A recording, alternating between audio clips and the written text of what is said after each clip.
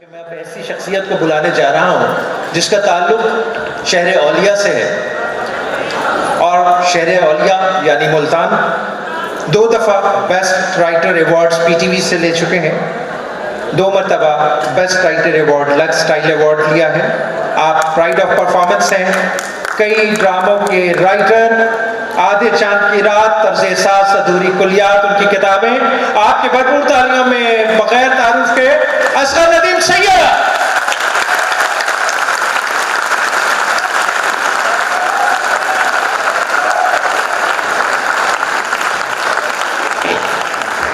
بہت شکریہ جناب ڈاکٹر اطہر محبوب صاحب، جناب ڈاکٹر احتشام انور صاحب، جناب سید تابش الوری صاحب، محترمہ حنا جیلانی صاحبہ، جناب نذیر لغاری صاحب، اساتذہ کرام اور عزیز طلباء و طالبات، یقیناً میرے لیے یہ بہت ہی اعزاز کا لمحہ ہے کہ مجھے آپ نے کلیدی خطبے کے لیے دعوت دی اور ایسا موضوع سامنے رکھا کہ جس پہ بات کرنا بے حد ضروری ہے، اور مجھ سے پہلے بہت بہتر طریقے سے جامی چانڈیو صاحب نے آپ کے سامنے فکر اور اس کی مختلف جہتوں پر بات کی، اور انہوں نے بجا طور پر ایک فکری سطح پر معاشرے کی تشکیل کا آپ کو ایک خواب بھی دیا اور آپ کو ایک امنگ بھی پیدا کی۔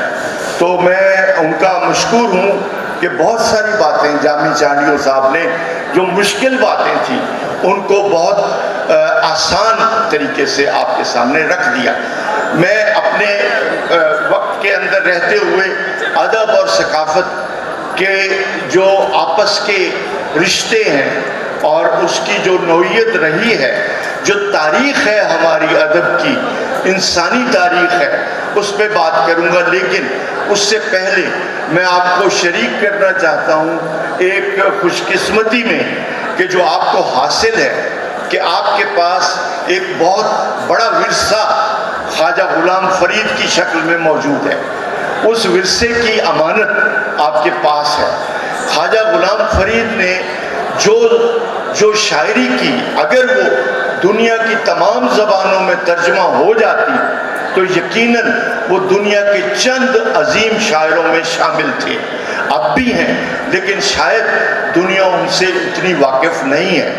خواجہ صاحب کی زبان میں ہندوستان کی تمام زبانوں کا رس شامل تھا اور وہ نمائندگی کرتی تھی پورے ہندوستان کی وراثت کی۔ تو یہ ایک امتیاز آپ کو اس خطے میں حاصل ہے۔ میں چند باتیں آپ کے گوش گزار کرنا چاہوں گا۔ سب سے پہلے میں ایک چھوٹی سی تحریر جو ادب اور ثقافت کو دنیا میں ممتاز کرتی ہے وہ میں آپ کو سنانا چاہتا ہوں۔ چھوٹی سی تحریر ہے، یہ تحریر ہے 12ویں صدی قبل مسیح میں، ایک مصری تحریر ہے، مصر سے یہ برآمد ہوئی اور اس کو ڈیکوڈ کیا گیا۔ وہ تحریر یہ ہے: وہ اہل قلم دیوتاؤں کے بعد پیدا ہوئے، آئندہ کی باتیں بتا دیتے تھے۔ یہ جملہ بہت امپورٹنٹ ہے، آئندہ کی باتیں بتا دیتے تھے۔ انہوں نے اپنے لیے احرام نہیں بنائے، نہ اس قابل ہوئے کہ اپنی اولاد کے لیے دولت چھوڑ جاتے، لیکن ان کی وارث ان کی تحریریں تھیں جس میں دانائی کی باتیں لکھی تھیں۔ وہ اپنی لوحوں اور نرسل کی قلموں کو اپنی اولاد اور بیوی سے زیادہ پیار کرتے تھے۔ گو وہ اب زندہ نہیں ہیں، لیکن ان کی تحریریں لوگ اب بھی یاد رکھتے ہیں۔ بس یاد رکھو تمہیں بھی تحریر کا علم حاصل کرنا ہوگا، کیونکہ کتاب عالی شان مقبرے سے زیادہ اثر رکھتی ہے۔ بہت اہم بات کہ کتاب عالی شان مقبرے سے زیادہ اثر رکھتی ہے، اور جو آئندہ کی باتیں کرتے تھے وہ ثابت ہوئی کہ جتنا ادب لکھا گیا ہے اس کی تعبیریں آنے والے وقت میں ڈھونڈی جاتی ہیں۔ چند مثالیں بہت اہم ہیں وہ میں آپ کو دینا چاہوں گا کہ ادیب اور فنون لطیفہ بنیادی طور پر مزاحمت کرتے ہیں اور یہ مزاحمت ان کے ادب میں موجود ہوتی ہے. مزاحمت کس کے خلاف؟ بدصورتی کے خلاف، غیر انسانی ماحول کے خلاف، ناانصافی کے خلاف. اور یہ مزاحمت کی جاتی ہے جمالیات کو پیدا کرنے کے لیے، جمالیاتی زندگی بنانے کے لیے. تو یہ مزاحمت شروع سے رہی ہے اور یہ رہے گی. جہاں تک آپ دیکھیں کہ اگر ہم آئندہ کی باتیں دیکھیں تو غالب کا ایک شعر ہے. غالب کا ایک شعر دیکھیے، غارت گرے ناموس نہ ہو. جامی چاڈیو صاحب نے بہت اہم شعر پڑھا. یہ شعر بھی دیکھیے کہ آئندہ کی باتیں کیسے شاعر پہلے کر جاتا ہے. غارت گرے ناموس نہ ہو گر ہوس سے زر، غارت گرے ناموس نہ ہو گر ہوس سے زر، کیوں شاہد گل باغ سے بازار میں آوے. واضح شعر ہے کہ ہوس سے زر بنیادی طور پر ناموس کو غارت کر دیتی ہے، عزت نفس کو تباہ کر دیتی ہے. کیا چیز؟ ہوس سے زر. اور اسی بنیاد پر آپ دیکھیں کہ اگر ہوس سے زر نہ ہوتی تو پھول باغ میں ہوتا، بازار میں نہ آتا بکنے کے لیے، کموڈیٹی نہ بنتا. اب اس شعر میں آج کی گلوبلائزیشن کی دھمک موجود ہے. آج جو ہم کارپوریٹ سیکٹر اور آج جو ہم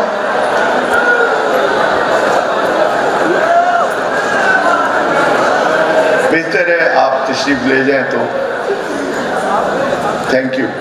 تو آج اگر گلوبلائزیشن کے تصور کو دیکھیں تو بنیادی طور پر غالب یہ بات پہلے کر گیا ہے کہ ایک وقت آئے گا کہ پھول بازار میں بکے گا، کموڈیٹی بنے گا اور ہوس سے زر ہمیں کہیں کا نہیں چھوڑے گی. تو یہ بات وہ پہلے سے کر چکا. پھر میر تقی میر کا زمانہ سینکڑوں سال پہلے کا ہے. وہ ایک شعر کہہ گئے، بعد میں کمیونزم آیا، وہ یہ شعر کہہ گئے. سنیے، امیر زادوں سے دلی کے مت ملو اے میر، امیر زادوں سے دلی کے مت ملو اے میر، کہ ہم غریب ہوئے ہیں انہی کی دولت سے. تو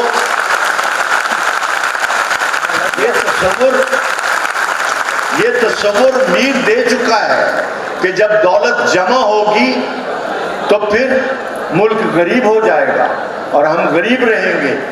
اب اسی طریقے سے آپ دیکھیں کہ پورا ادب میٹافر میں ہے. جیسے میں نے کہا مزاحمت کئی شکلوں میں ہوتی ہے. اب ایک دو شکلیں دیکھیے جو مزاحمت کی ہیں. مثلا ناصر کا آدمی کہتا ہے کسی نے اس میں سے 71 مشرقی پاکستان ہم سے الگ کیسے ہوا، اس میں نہیں گئے ہم. وہ صرف ایک بات کر رہا ہے، وہ کشتیاں چلانے والے کیا ہوئے، وہ گیت گانے والے کیا ہوئے. وہ بات کر رہا ہے کہ کیسے ہم نے ایک اپنا حصہ کھویا. اسی طرح منیر نیازی جب یہ کہتا ہے کہ منیر اس ملک پہ آسیب کا سایہ ہے یا کیا ہے، کہ حرکت تیز تر ہے اور سفر آہستہ آہستہ. کب کہا اس نے شعر؟ تعبیر آج ہو رہی ہے. اسی لیے میں کہتا ہوں شیکسپیئر جس طرح غالب ریلیونٹ ہے، شیکسپیئر بھی ریلیونٹ ہے. دیکھیں میکبتھ ہر دور کا مختلف ہوتا ہے، ہر دور کا ہیملیٹ مختلف ہوتا ہے، ہر دور کا رومیو جولیٹ مختلف ہوتا ہے. وہ ایک عہد میں نہیں رہتے، وہ منتقل ہوتے ہیں عہد در عہد. تو یہ جو میٹافر ہے ادب کا، یہ اسی کے اندر ساری باتیں اور آئندہ کی باتیں چھپی ہوئی ہوتی ہیں. ایک چھوٹی سی مثال قرۃ العین حیدر کے ناول کی دوں گا، ذرا اگر توجہ آپ کی ہو.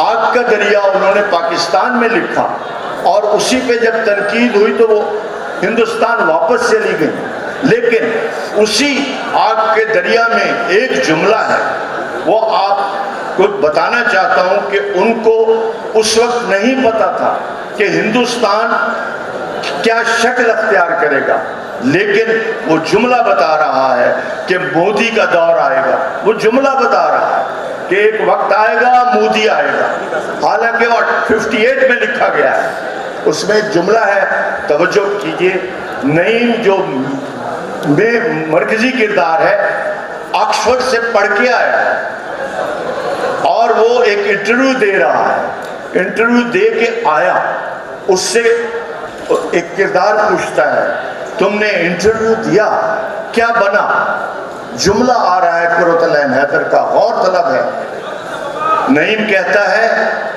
ایک سیٹ تھی اس پہ ایک ہندو کو رکھ لیا گیا ہے، ایک سیٹ تھی اس پہ ایک ہندو کو رکھ لیا گیا ہے، یہ قرۃ العین حیدر کہہ رہے ہیں، یعنی کہ معاشرہ شروع دن سے ہی ہندوستان کا تقسیم ہو رہا تھا اور اس تقسیم میں مسلمان مارجنلائز ہو رہے تھے اور اس مارجنلائز ہونے کو اس نے بیان کر دیا۔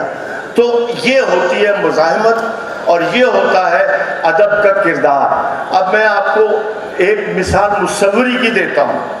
پکاسو دوسری جنگ عظیم، پہلی جنگ عظیم کے بعد کا قصہ ہے کہ پکاسو نے ایک پینٹنگ بنائی، پینٹنگ در حقیقت اسپین میں اس کے گاؤں کی ہے کہ اس کے گاؤں پہ بمباری ہوئی، گاؤں تباہ ہو گیا، تو وہ پینٹنگ بنا رہا ہے، اس کے گاؤں کا نام تھا گورنیکا، تصویر کا نام بھی گورنیکا ہے، وہ تصویر بنائی اس نے اور جو جرمن فورسز تھیں ان کو پتہ چل گیا کہ ایک مصور ہے جو ہمارے خلاف مصوری کر رہا ہے، تو فرانس میں تھا وہ، تو اس کے اسٹوڈیو پہ چھاپا مارا گیا اور فوج داخل ہوئی، یہ واقعہ درج ہے، اور فوج نے اس کی تصویروں کو ادھر ادھر کر دیا، جانے لگے تو ایک تصویر پہ نظر پڑی جس میں ایک خاتون، ایک عورت آسمان کی طرف چیخ رہی ہے، ایک بچہ آسمان کی طرف منہ کر کے چیخ رہا ہے،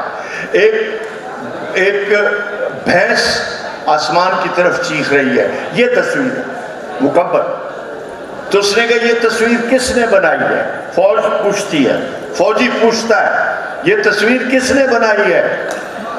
پکاسو کہتا ہے یہ تصویر تو تم نے بنائی ہے، یعنی تم میرے گاؤں پہ بمباری نہ کرتے، اسے تباہ نہ کرتے تو میں یہ تصویر شاید نہ بناتا، تو یہ تصویر تو تم نے بنائی ہے۔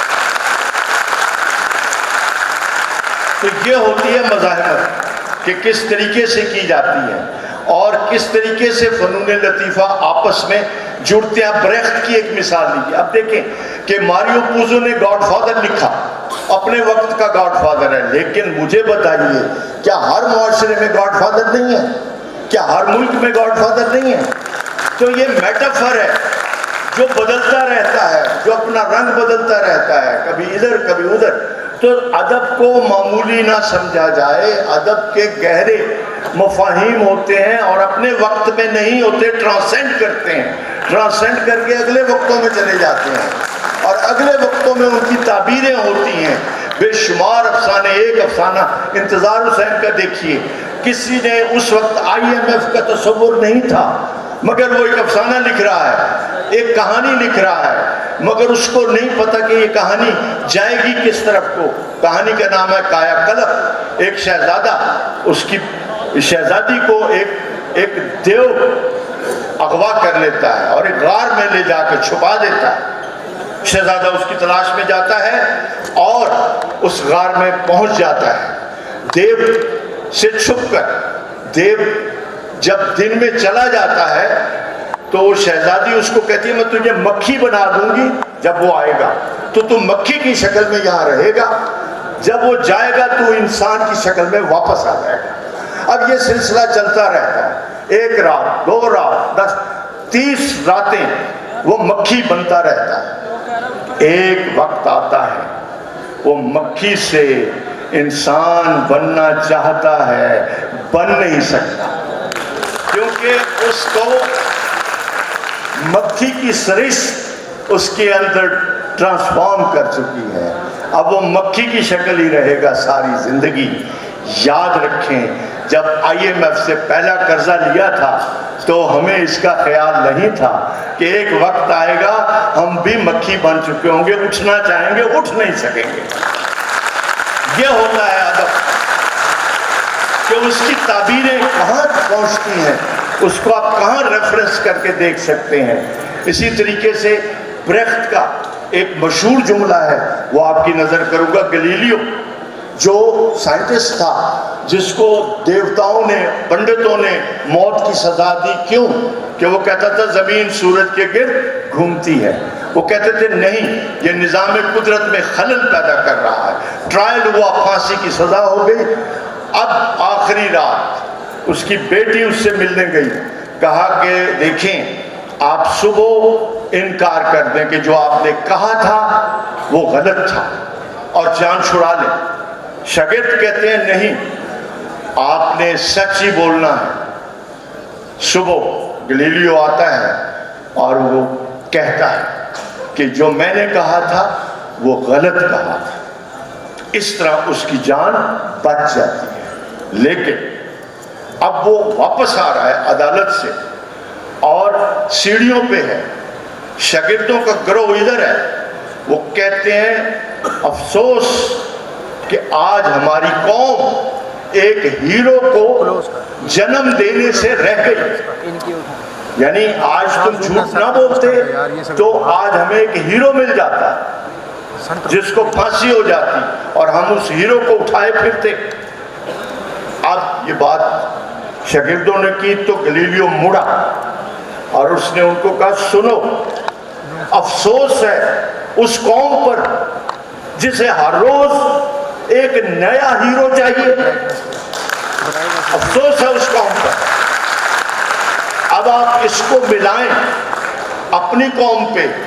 کیا ہمیں ہر روز ایک نیا بھٹو نہیں چاہیے؟ ہمیں ہر روز ایک نیا ہیرو نہیں چاہیے؟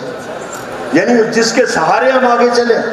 یہ کیا قوم ہے؟ قوم کو اس طرح ہیرو نہیں چاہیے. قوم کو وہ مستقبل چاہیے, وہ نظام چاہیے جو ان کو بچا لے, وہ انصاف چاہیے جو رہے. تو اس طرح دنیا کا سارا ادب آپ جس طرف بھی نکل جائیں گے آپ کو ہر زبان میں وہ ادب ملے گا کہ جو آپ کو ثقافتی اور جڑت کے ساتھ ملے گا.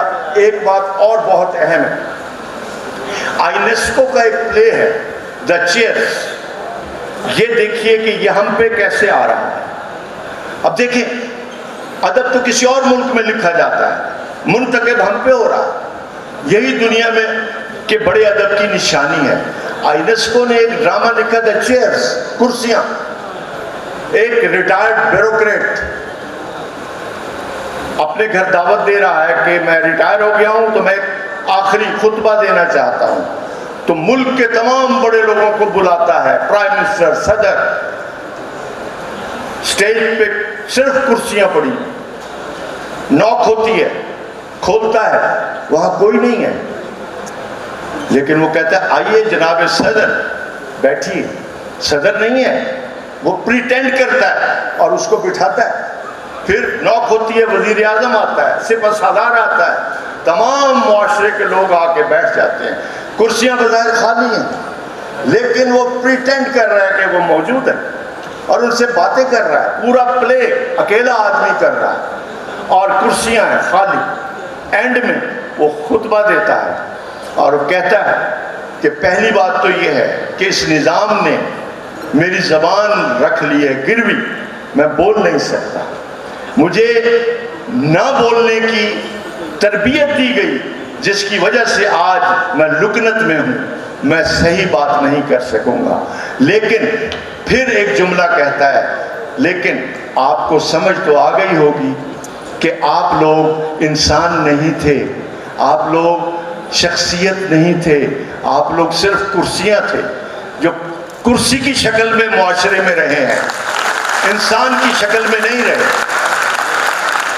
تو وہ یہ میسج دیتا ہے کہ آپ ریڈیوس ٹو دا چیئرز ہو, کیونکہ آپ چیئرز کے ساتھ رہے ہو، انسانیت کے ساتھ نہیں رہے. تو دنیا کا ادب اس طریقے سے کرتے ہیں. آخری ایک دو باتیں کرنا چاہتا ہوں کہ ثقافت اور ادب اصل میں ایک ہے، ایکسپریشنز ہے، اور ایکسپریشنز جو ہوتے ہیں وہ ان کے میڈیم ہوتے ہیں. جیسے مصوری کا میڈیم ہے، جیسے موسیقی کا میڈیم ہے، فلم کا میڈیم ہے، لٹریچر کا میڈیم ہے. تو ذرا دیکھیے ادب نے کیا کچھ دیا سب کو. ذرا غور کیجئے گا کہ 1910 کے قریب جب فلم کا میڈیم اپنی ترقی پہ آتا ہے، ذرا اوپر آتا ہے، تو جو اس وقت کے ڈائریکٹرز تھے وہ جمع ہوئے. ان میں جرمن تھے، فرینچ تھے، برٹشرز تھے. انہوں نے کہا فلم کے میڈیم کو بچانا کیسے ہے، کیونکہ اس میں تو وائلنس بھی آ سکتا ہے، اس میں تو سیکس بھی آ سکتی ہے، اس کو بچائیں کہاں سے؟ جس کا جو جی چاہے گا بنا دے گا. یہ تو غضب، یہ تو میڈیم تباہ کر دے گا معاشرے کو. تو انہوں نے کیا کہا؟ انہوں نے کہا نو، ڈرو نہیں، ایک چیز ہمیں بچائے گی. یہ جملے لکھے ہوئے ہیں، ایک چیز ہمیں بچائے گی. سب نے کہا کیا؟ کہا ہمیں کہانی کی ضرورت ہے نا. کہا تو جاؤ لائبریریوں میں جتنا کلاسک پڑھا ہے اٹھاؤ، ادب کو اٹھاؤ، اس کو فلم میں ڈالو، تو ادب کو عوام تک پہنچاؤ. تو یہ ہے وہ ادب جس نے فلم کو بچایا اور جو عوام تک پہنچا اور عوام تک پڑھا گیا، عوام تک دیکھا گیا. تو یوں ادب نے گود لیا فلم کے میڈیم کو، اور 75% سینما دنیا کا ایڈیپٹیشن ہے، کلاسک کا، فکشن کا ایڈیپٹیشن ہے. اور اس نے اس میڈیم کو بچا لیا، کیونکہ ادب کی اقدار ماورا ہوتی ہیں بہت ساری چیزوں سے، تعصبات سے اور بہت سارے مغالطوں سے آزاد ہوتی ہیں. یہ جو ہسٹری لکھی جاتی ہے، اسی ہسٹری کو ایویڈنس کی ضرورت ہے، اور وہ ایویڈنس کہاں سے ملتی ہے؟ ادب سے ملتی ہے، مصوری سے ملتی ہے. ورنہ ہسٹری کو کوئی نہ مانے. ہسٹری کو سند چاہیے، اور وہ سند ادب سے ملتی ہے کہ ہاں یہ واقعہ اس طرح ریکارڈ ہوا ہے، ہاں یہ واقعہ اس طرح ریکارڈ ہوا ہے. سو مصوری بھی آپ چلے جائیں لندن نیشنل گیلری، جو 6 دن میں میں نہیں دیکھ سکا، وہ پوری مصوری کی تاریخ ہے اس میں. حیران کن بات ہے کہ وہ پورے یورپ کی تاریخ ہے کہ یورپ میں کیا فاشزم رہی، کیا کلونیلزم رہا، کس طریقے سے چھوٹے ملکوں کو دبایا گیا، سب کچھ تصویروں میں موجود ہے. اور وہ گیلری بتا رہی ہے کہ انسانی تاریخ کتنی خوفناک تھی. انہوں نے خود، مصوروں نے اس کو رقم کیا ہے، مصوروں نے اس کو لکھا ہے. اسی طرح جب بودلیئر اور میلارمے دو بڑے شاعر گزرے ہیں، ان کو 1910 کے قریب جب پڑھا گیا تو جو مصور تھے فرانس کے، انہوں نے کہا کہ یہ شاعری تو ہمیں سوریلزم دے رہی ہے، سوریلسٹک ٹیکنیک دے رہی ہے. تو انہوں نے اس شاعری سے سوریلزم لی اور سوریلسٹک پینٹنگز کا دور آیا. پھر انہوں نے کہا اس ٹیکنیک کو فلم کو بھی دینا چاہیے. تو وہ ٹیکنیک فلم میں گئی، اور 1920 جب یہاں کلونیل راج تھا، جب ہمیں انگریز اپنی اینک سے دنیا دیکھنے کی ترغیب دے رہا تھا، تو اس وقت پہلی سوریلسٹک فلم بن چکی تھی جس کی ہمیں خبر ہی نہیں تھی. سو یہاں اس بات کو میں کنکلوڈ اس طرح کرتا ہوں کہ دنیا میں تمام فنون آپس میں ایک جگہ پر ہیں. اسی کو رینیساں کہا گیا، اسی کو انہوں نے روشن دور کا، اور جو نالج کی صدی ہم سمجھتے ہیں یورپ سے آئی، ضروری نہیں یورپ سے آئی، ہمارے خزانے دبا دیے گئے. آخری بات کر کے رخصت چاہوں گا کہ ہمارے خزانے کلونیل پیریڈ میں دبائے گئے، اور اب جو زبان بنائی گئی اس کو، وہ آرکیٹیکٹ تھی، وہ آرکیٹیکٹ تھے گورے کے بنائے ہوئے، اسی زبان کو اب ڈی کلونیلائز کرنا ہے. ڈی کلونیلائز کریں گے تو ہمارے یہاں کوئی نوبل انعام یافتہ پیدا ہوگا، ورنہ نہیں ہوگا، کیونکہ یہ سب انہی کے بنائے ہوئے آرکیٹیکٹس ہیں جس میں ہم لکھ رہے ہیں، انہی کو توڑنا ہوگا. تو ادب چیلنج کرتا ہے، ادب توڑتا ہے۔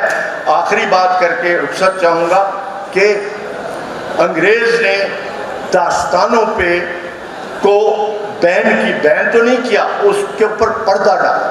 میں ایک دو داستانوں کو ریوائیو کیا ہے، کچھ لوگوں نے، اس کی بات پہ اپنی بات ختم کروں گا۔ وہ یہ ہے کہ طلسم ہوشربا لکھنؤ میں لکھی گئی کئی جلدوں میں اور اردو میں ہے، لیکن گورے نے کیا کیا کہ فورٹ ولیم کالج میں میر امن سے کہا کہ تم داستانوں کو آسان کرو، تو اس نے باغ و بہار لکھی۔ اس نے بھی کمال کیا، انگریز کو بھی اس نے ایک طرف رکھا، ایسی زبان دی جو مراکز کی زبان نہیں تھی، جو دہقانی زبان تھی، جو ارد گرد کے علاقوں کی زبان تھی، تو اس میں اس نے وہ لکھی جو بہت اچھی لکھی گئی۔ اب طلسم ہوشربا کو ریوائیو کیا ہے تو پتہ یہ چلا ہے کہ وہ تو بہت بڑا خزانہ ہے، اس میں تو بہت بڑا میٹافر ہے، وہ تو آج ریلیونٹ ہے۔ اور اس میں ایک جملہ میں صرف بتاؤں گا کہ دیکھیں کہ آئندہ آنے والے وقتوں کی بات پہلے لوگ کر جاتے تھے، تو آئندہ کی باتیں وہ کرتے تھے دیوتاؤں سے پہلے کے لوگ۔ اس پہ ختم کر رہا ہوں۔ تو اس داستان میں لکھا ہوا ہے کہ ساحروں کی ایک جماعت ہے جو دوسرے پہ حملہ آور ہو رہی ہے، تو ان کے پاس ایک فوج ہے، فولادی پتلے، فولادی پتلوں کو حکم دیا جاتا ہے کہ تم ان کو انویٹ کرو۔ وہ فولادی پتلے کا تصور کیا تھا؟ آج کا روبوٹ ہے۔ آج کے روبوٹ جو بنائے گئے ہیں وہ اس کا تصور طلسم ہوشربا میں موجود تھا۔ سو میں یہ سمجھتا ہوں کہ آپ طالب علموں کو ٹیکسٹ پڑھنا چاہیے، خلاصے نہیں پڑھنا چاہیے۔ ٹیکسٹ پڑھ کے بین السطور تک پہنچو کہ کہنے والا کیا کہہ گیا ہے۔ جب اس قابل ہو جاؤ گے تو ریسرچ کا حق ادا کرو گے۔ اس لیے میں بار بار کہوں گا کہ آپ اوپر اوپر سے تحریر کو مت دیکھیں، یہ میٹافر ہے، اور میٹافر جو ہوتا ہے اس کو ڈیکوڈ کیا جاتا ہے۔ آخری امیر خسرو کی مثال دے کے جاؤں گا کہ امیر خسرو پہ پابندیاں تھیں، اور کن کی پابندیاں تھیں؟ جو حملہ آور ہوتے تھے اور دلی کو اجاڑ دیتے تھے، اور دلی 100 بار اجڑی، سب کو پتہ ہے۔ اس اجڑنے کا نوحہ وہ کس طرح لکھ رہا ہے؟ اس نے کہا میں اپنی بات کروں گا، مگر کیسے کروں گا؟ سن لیجیے، آپ نے کئی بار سنا ہے، کھیر پکائی جتن سے چرخہ دیا جلا، آیا کتا کھا گیا تو بیٹھی ڈھول بجا۔ یہ کتا کون ہے؟ وہ حملہ آور ہے جو پکی پکائی کھیر کھا جاتے تھے۔ بہت شکریہ۔